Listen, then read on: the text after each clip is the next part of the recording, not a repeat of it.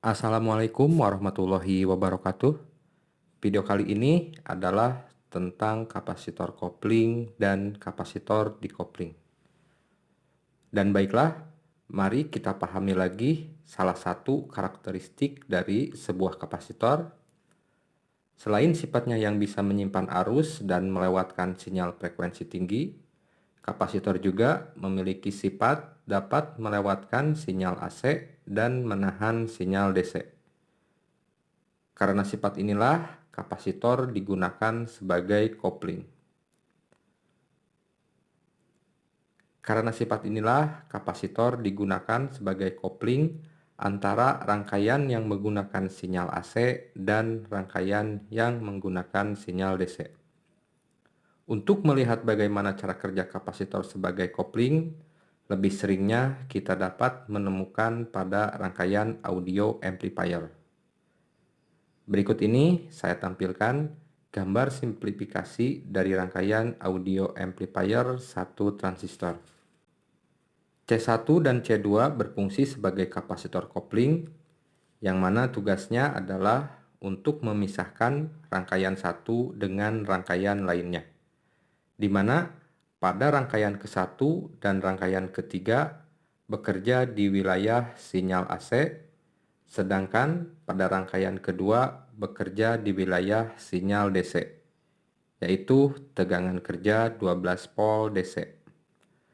Lalu apa jadinya jika tegangan 12 volt DC ini sampai masuk ke rangkaian audio input, misalkan masuk ke HP yang kita gunakan sebagai sinyal input audio, sudah pasti HP kita akan rusak.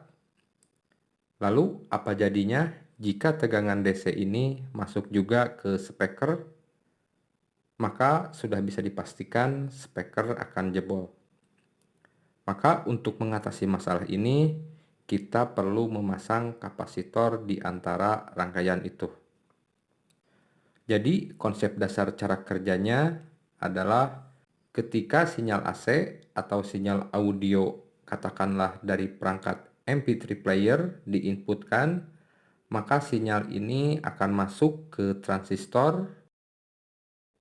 Karena di sini rangkaian audio amplifier menggunakan tegangan kerja berupa arus DC, dan pada titik ini sudah tentu akan ada arus DC dari R2. Nah, agar arus DC ini tidak masuk ke perangkat MP3 player kita, maka di sini kita perlu memasang sebuah kapasitor sehingga arus DC akan terhenti di kapasitor ini. Namun, sinyal AC akan tetap mampu melewati kapasitor dan diteruskan ke transistor untuk diperbesar nilai amplitudonya. Dan kemudian, sudah tentu pada titik ini pun akan ada arus DC dari R4, maka sinyal AC ini tidak dapat langsung diteruskan ke speaker karena ada arus DC yang akan ikut masuk, dan ini dapat merusak speaker. Maka di sini pun perlu memasang sebuah kapasitor untuk menahan arus DC. Oke. Dan selanjutnya tentang kapasitor dekopling. Di sini katakanlah saya memiliki dua rangkaian yang akan disuplai tegangannya dari satu sumber, yaitu tegangan 12 volt ini. Ketika sirkuit 1 dan sirkuit 2 ini bekerja, maka kedua sirkuit ini akan menarik arus dalam jumlah yang besar dari sumber tegangan, sehingga hal ini akan mengakibatkan semacam fluktuasi tegangan.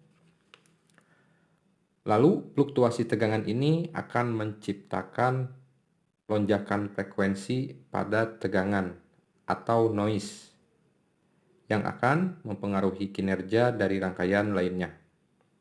Maka untuk mengatasi hal ini, kita harus memasang beberapa kapasitor, dan penempatan kapasitor ini pun ada aturannya.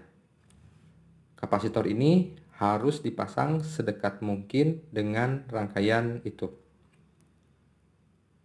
Maka tak heran jika kita menemukan banyak kapasitor di dalam suatu sirkuit, terutama sirkuit digital.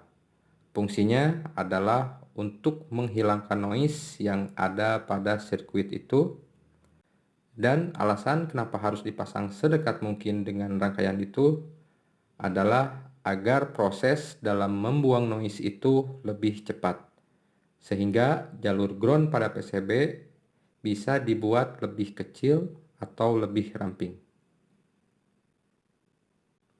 Jadi di sini noise yang terjadi pada kedua rangkaian ini akan segera dibuang ke ground oleh kapasitor-kapasitor ini. Dan baiklah, untuk video kali ini cukup sampai di sini. Semoga bisa bermanfaat. Wassalamualaikum warahmatullahi wabarakatuh.